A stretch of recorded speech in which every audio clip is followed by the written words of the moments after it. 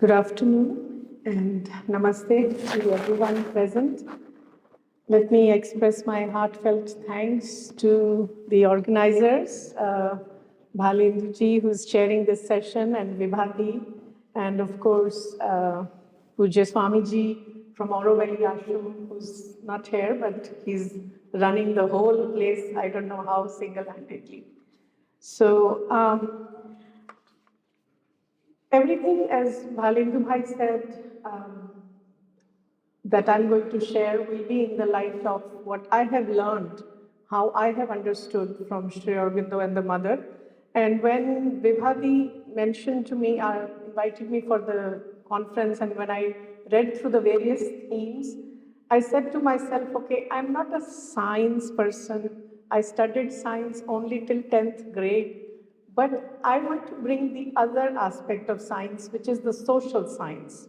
Now, there can be a whole lecture on how social science is actually not science, but yet we are all products of a system where we have been taught social science, and I've invested many years of my life studying economics, which is a social science, then studying education, which is an applied interdisciplinary science, and yet there is always something of the X invisible factor. So when I thought about it to my mind, yes, I thought I can speak about the synthesis of the two from a social science perspective.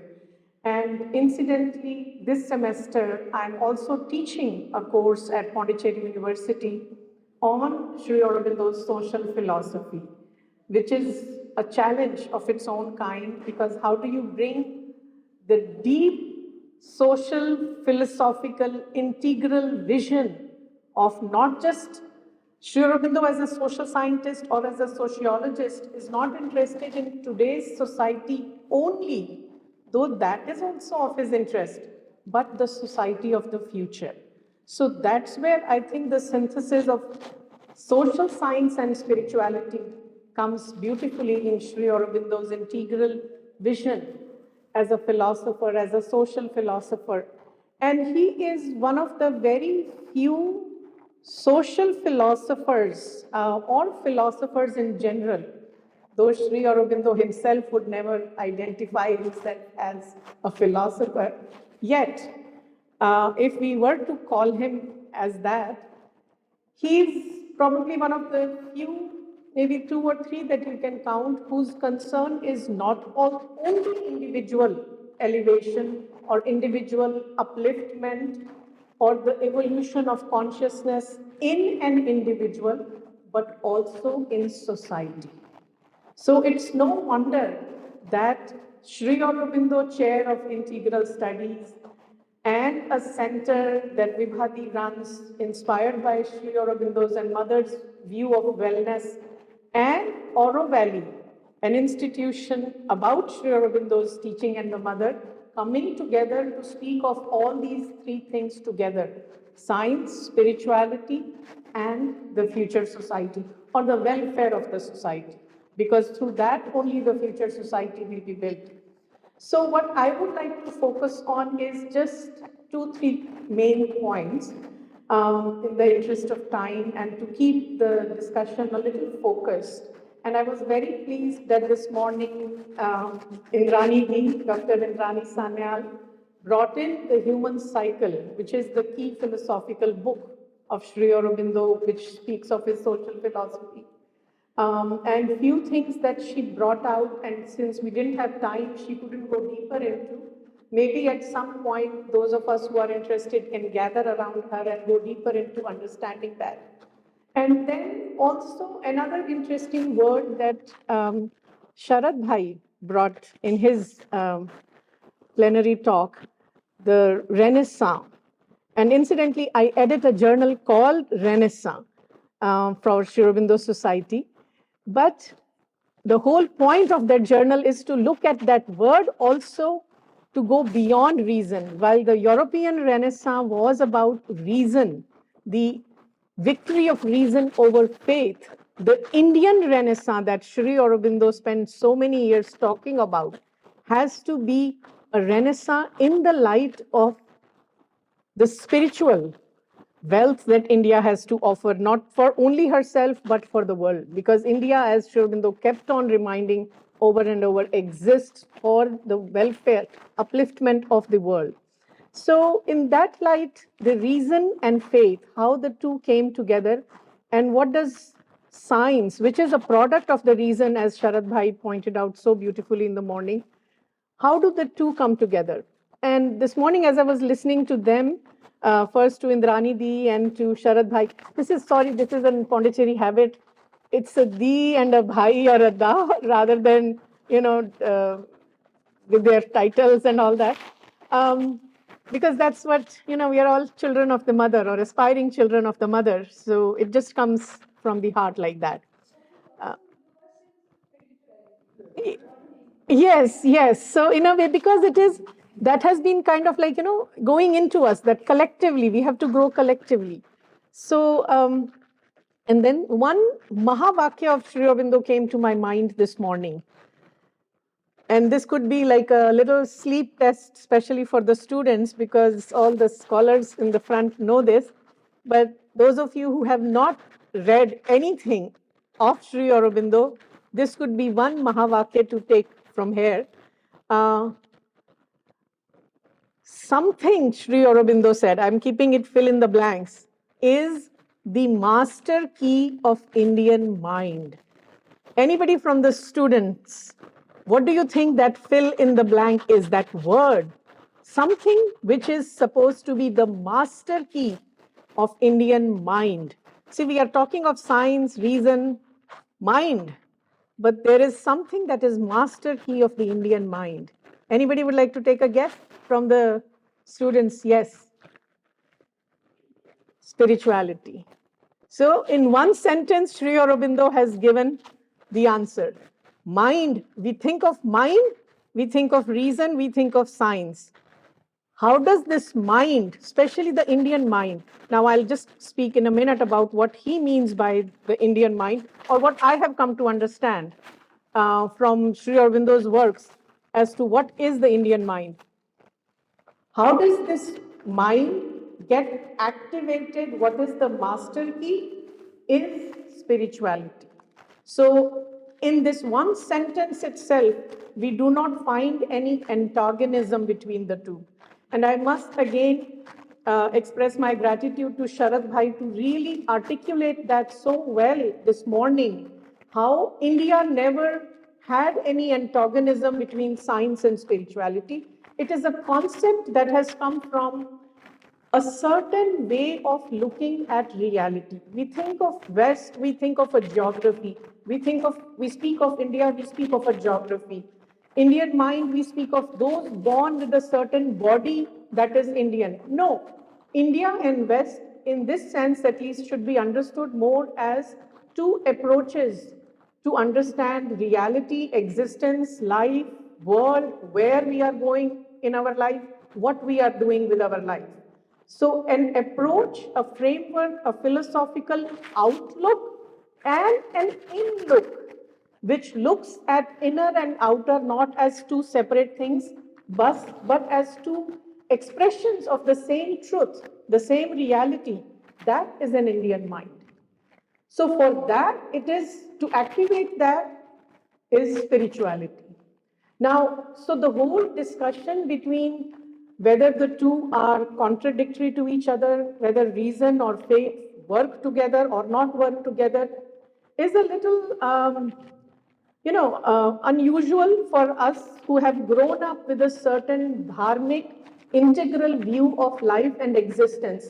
And yet, because of a gentleman named Macaulay, we are all products of an education system that has put this in our mind, that science and spirituality, reason and faith are two separate things. So Sri Aurobindo was aware, he was writing for people like us. He was cognizant of where the future humanity has to go. So for people like us who have grown with a certain understanding of rational view of life, he was addressing their minds first, because he understood that once the minds are convinced, everything else will fall into place. So he took so much trouble to speak of how reason and faith come into conflict and do not come into conflict. So he has a beautiful description in many chapters in human cycle, and I'm not going to go into all those chapters, but what I have done is I've collected 2 or 3 key quotes which I have put as small little postcards, like a little, just to take home, and for us to kind of maybe meditate upon, contemplate on, which speak of reason and faith in Sri Aurobindo's words, few things. So Ms. Bindu will be just sharing this. This is primarily for the students, but if there are some left, sure. Now, why this conflict, or why we should be even addressing this, is because even though we are supposed to have gone from rational age to somewhat of a subjective age, and yet, as far as our collective life is concerned, it is still primarily organized on the basis of reason. Hence, we have words like law, law and order, all, the secularism, the secular understanding of social life, social setup, organization, government, state, legislative, judiciary, all these are reason-based institutions, because this is how, at this point, we only know how to govern our collective life. And yet, the moment reason tries to do that, very soon we find none of these things actually work. This is where I think I have to refer to what Indranidhi brought in very briefly, where she was talking about religion of humanity. Sri Aurobindo calls religion of humanity as the Manas Putra, mind-born child of the age of reason. So, typically, reason on one side, faith as a contender on the other side. So, from faith comes religion, and then comes spirituality. Sri Aurobindo does a beautiful analysis of what is religion, what is religionism, what is true spiritual religion, what is the creed that we call into religion. And he says at one point around 18th century, reason comes up with this child, this mind, Manas Putra, that no, none of these creed-based religion will ever work. Mind has tried things like individualistic democracy, collectivist democracy, socialism. Religion of humanity takes it to a different level. It says there is no need, and again, this is a product of the Renaissance thought also, the European Renaissance, which speaks of that the only thing matters is humanity. So, humanity is the only religion, the only God to be worshipped. No creed, no nationality, no birth, no religion, of a certain, you're a worshipper of this God or that God, only humanitarianism. From this religion of humanity came ideas like pacifism, humanitarianism, philanthropy, altruism.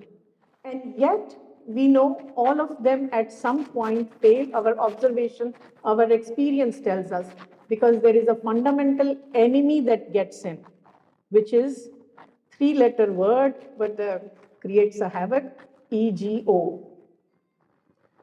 Egoism, the human egoism that enters even in this religion of humanity. So Sri Aurobindo at that point speaks of spiritualizing the ideal of religion of humanity, which means we have to first focus on the individual's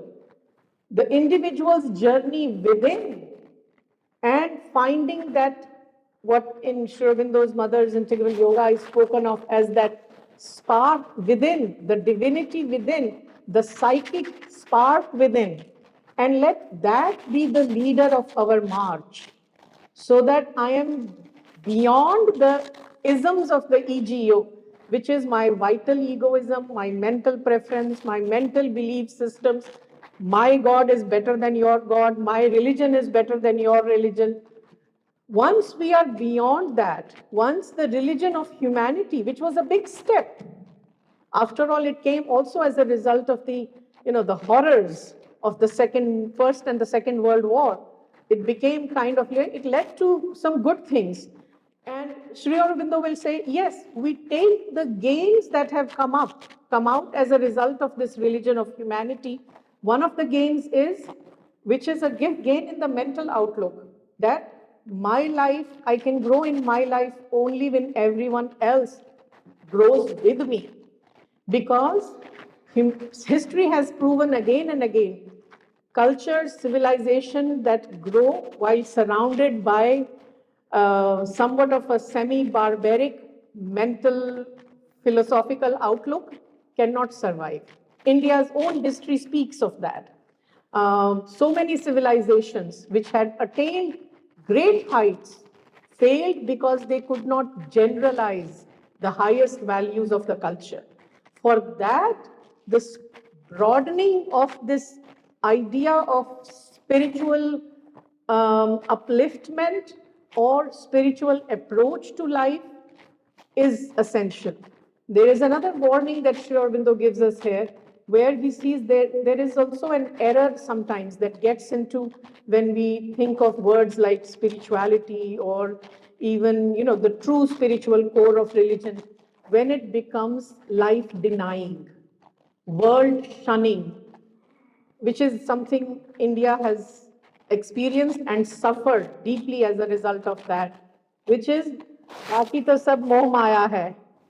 Let me find my own God. No, this outer world is not moh maya. It is not illusory because there is the true Brahman, the reality.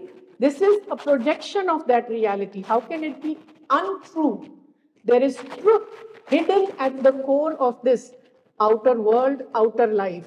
So true spiritual outlook or inlook has to not only accept the sanctity, the truth value of this outer life and outer world, but has to actually integrate itself into the outer life.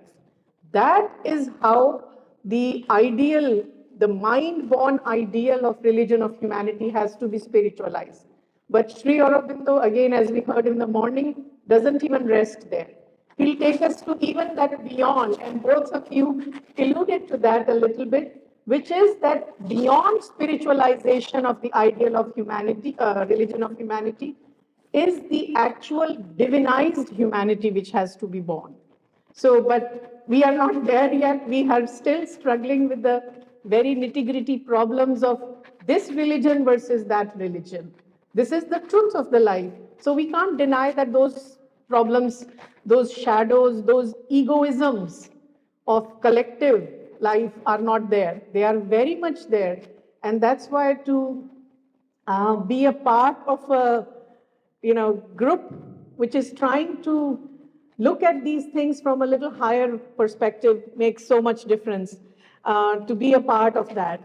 Because, see, even though there are always going to be in society some pioneers who will be drawn to the teachings of great spiritual masters which take them beyond religion, for the masses, religion still plays an important role. So, how to purify that religion? That is where again reason also can help. Sri Aurobindo speaks about that also. What is the role that reason can play in uplifting the religion and take away some of its shallow egoisms, the superstitions, the ignorances that go into any outer religious form? No form is good forever. Whatever my parents used to do as religious practices, maybe they don't make sense today. Maybe they are not even possible today. So reason has to come in the place and say it doesn't matter. What matters is the attitude with which you invoke the divine presence. Whether you just close your eyes and do your Deepavali puja, that is one way, rather than collecting 1,000, things and saying the only way I can do my Deepavali puja is if I do all this. So reason has a role to play there. And yet, reason, when it tries to be too only mental faculty, it tries to kill it. It tries to, what Sri Aurobindo says, rather than purifying, it pauperizes the religion. Because there is a beauty, there is a certain value in the outer form also. This is also we need to understand. How we can understand this? Only we have, when we have elevated our reason and illumined it with that master key. Because without that, our reason also stays very, very narrow. So mind has to be activated. Reason has to be illumined by the higher light. If true synthesis of reason and faith, true synthesis of science and spirituality has to happen. So I just wanted to keep my comments short, and I hope I've been able to do justice to, because that is where the future of human society lies, if we have to stay together and grow together as a collective. Thank you so much.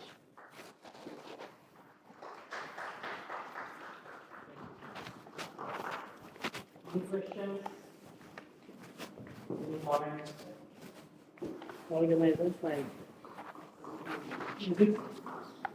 Swamiji here, we just said that we can make something and look at that is Swamiji.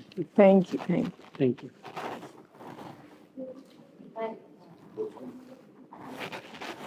Okay. Thank you. Yes. And they Oh, yes. Thank you. Thank Thank you so much.